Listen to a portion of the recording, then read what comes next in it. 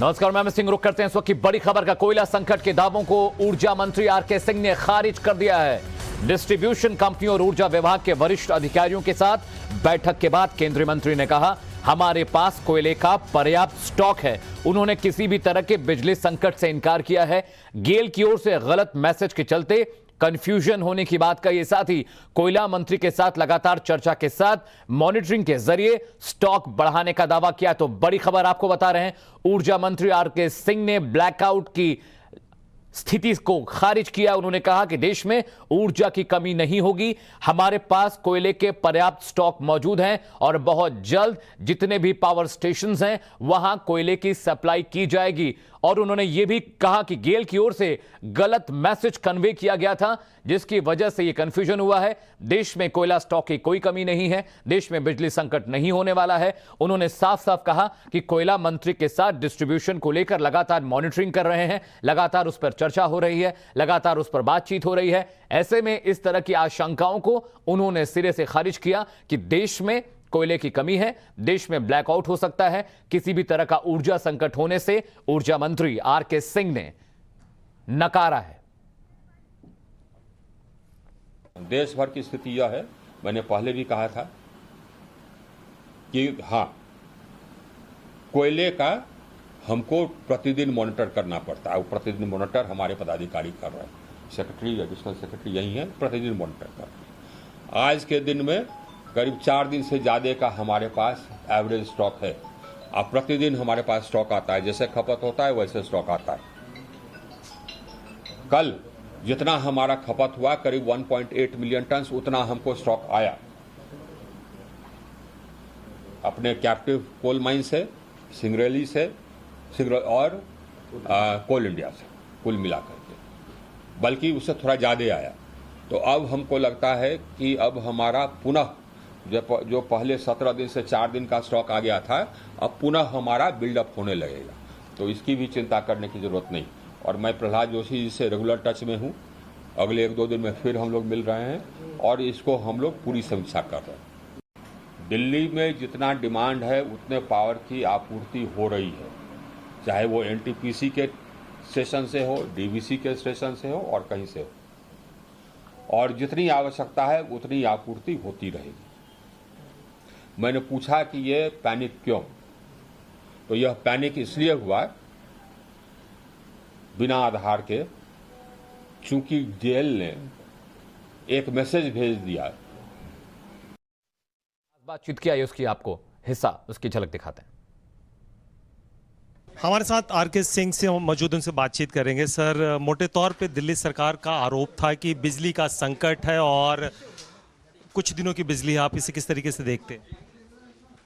ये सिर्फ पॉलिटिक्स करते हैं जी, उनको जानकारी है नहीं, और कम जानकारी के आधार पर कुछ न कुछ बयान दे करके पैनिक क्रिएट करते हैं। हमारा मंत्रालय इसको प्रतिदिन मॉनिटर करता है। यह पैनिक इसलिए क्रिएट कर रहे हैं क्योंकि गेल ने दिल्ली के कुछ डिस्कॉम्स को नोटिस दिया कि उसका कॉन्ट्रैक्ट समाप्त हो रहा है, तो वो 10 या 11 से गैस का सप्लाई बंद करेंगे एक प्लांट को। वो तो हमने सीएमडी गेल को बुलाया, जो हमने डांटा, हमने कहा कि कॉन्ट्रैक्ट ख़त्म हो रहा है तो फिर डिस्कॉम लोग रिन्यू करेंगे। हमने उनको कहा रिन्यू करें, लेकिन वो गैस का सप्लाई कंटिन्यू करेंगे। लेकिन ये एक प्लांट की बात है ना, हमारे पास 1000 मेगावाट का भी स्टैंड बाय है। अगर ज़रूरत है तो उसे ले ले, जिसको जितने बिजली की ज़रूरत है उतनी बिजली मिलेगी। हम मॉनिटर कर रहे हैं ना। ये हमारे पास 4.5 दिन का कोल स्टॉक है, ये स्टॉक है, रिजर्व है। जितना बिजली हम खपत करते हैं उतना हमको प्रतिदिन आता है कोयला खदान से। कल हमको 275 रेक आए, 1.53 मिलियन टन्स, और कुल मिलाकर करके हमारा कैप्टिव माइंस वगैरह मिलाकर करके 1.75 मिलियन टन्स। अब उतना ही कल हमारा 17 दिन का स्टॉक सर 4 दिन में आ गया। थोड़ा तो कंसर्न है, 10 दिन का कम से कम सफिशिएंट स्टॉक होता है, क्योंकि ट्रैक में आपका दूर से आना है, लोडिंग अनलोडिंग, ट्रैवल टाइम कुछ हो सकता है, तो कुछ तो अभी ये आप देखिए, ये 4.5 दिन हम फिर आप रिपीट करते हैं, हमको फिर रिपीट करना पड़ रहा है। 4.5 दिन हमारा रिजर्व स्टॉक है ना, प्रतिदिन जितना खपत होता है उतना आता है। और ये जो प्रक्रिया है, यह प्रक्रिया ये हर साल होती है। क्यों? क्योंकि जब हमारा डिमांड कम होता है तब हम अपना स्टॉक बिल्डअप करते हैं। तो हमारा स्टॉक बिल्डअप होता है जून के मध्य तक, उसके बाद बारिश आ जाती है। तो बारिश आ जाती है तो कोयला खदानों में फिर उत्पादन बहुत कम हो जाता है, क्योंकि खदान फ्लडेड हो जाते हैं। और ये जो बारिश का सीज़न है, अक्टूबर तक जाते जाता फिर से खदान में प्रोडक्शन काफ़ी तेज़ी से होता है। तो उस समय से लेकर के अक्टूबर तक, अक्टूबर अंत तक ये स्टॉक्स डिप्लीट होते हैं। वही प्रोसेस है, नंबर 1। नंबर 2, यह भी अच्छी बात है कि हमारा डिमांड बढ़ रहा है और ये खुशी की बात है, इसलिए कि मेरा इकोनॉमी ग्रो कर रहा है। दूसरा कारण यह है कि 2,82,00,000 नए कंज्यूमर्स हमने जोड़ा सौभाग्य के अंतर्गत। वो लोग पंखा खरीद रहे हैं, कूलर खरीद रहे हैं, एट्सेट्रा, ये बात। तीसरा कारण यह है कि हमने अपना इंपोर्ट बिल्कुल कम कर दिया, नहीं के बराबर कर दिया। ये 3 कारण है, लेकिन उसके बाद भी हम मैनेज कर रहे हैं। ये डिमांड लेकिन बढ़ेगा, अभी बढ़ रहा है और बढ़ेगा। तो इसके लिए और कोल का प्रोडक्शन हमें करना होगा और उसके लिए हम प्रयत्नरत हैं। लेकिन अभी तो हम मैनेज कर रहे हैं इतना बढ़े हुए डिमांड को भी, और हम मैनेज करेंगे, आप चिंता न करें। बिल्कुल, ये थे बिल्कुल ये थे आर.के. सिंह साहब, जिनका बहुत साफ कहना था कि आप देश को इंश्योर कर लें और जितनी भी जरूरत होगी उतनी बिजली मुहैया की जाएगी। वीडियो जर्नलिस्ट मोहन के साथ कुंदन सिंह, टाइम्स नाउ, नव भारत। और इस वक्त की बड़ी खबर आपको बता रहे हैं, केंद्रीय मंत्री प्रहलाद जोशी, जो कि union minister of parliamentary affairs, coal और माइंस देखते हैं, उन्होंने कहा है कि देश में किसी भी तरह का ऊर्जा संकट नहीं है। देश में कोयला उत्पादन और आपूर्ति की स्थिति की समीक्षा की जा रही है। उन्होंने ट्वीट किया है, उन्होंने लिखा, मैं सभी देशवासियों का आश्वासन देता हूं कि देश में बिजली आपूर्ति में बाधा आने का कोई खतरा नहीं है। उन्होंने लिखा कि कोल इंडिया के पास 24 दिनों की कोयला मांग पूरा करने के लिए पर्याप्त 43 मिलियन टन कोल स्टॉक मौजूद है। चलिए रुक करते हैं कुंदन का इस बड़ी खबर पर बातचीत के लिए। कुंदन, मंत्री जी कह रहे हैं देश में कोयले की कमी नहीं है, ऊर्जा संकट नहीं होगा, फिर बाकी राज्य क्यों परेशान है इस बात को कह कर कि उत्पादन रुक जाएगा, कोयला खत्म हो गया है? अरविंद केजरीवाल ने तो चिट्ठी तक लिख दी है।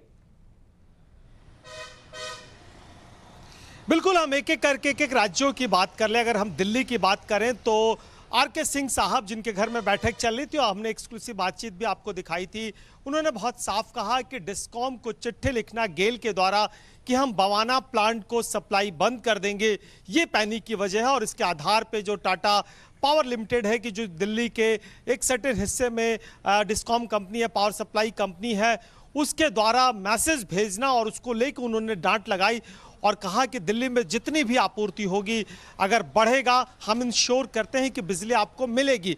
हमने दादरी में अपने पावर प्लांट के सर्टेन हिस्से को रोक कर रखा, रिजर्व में रखा है।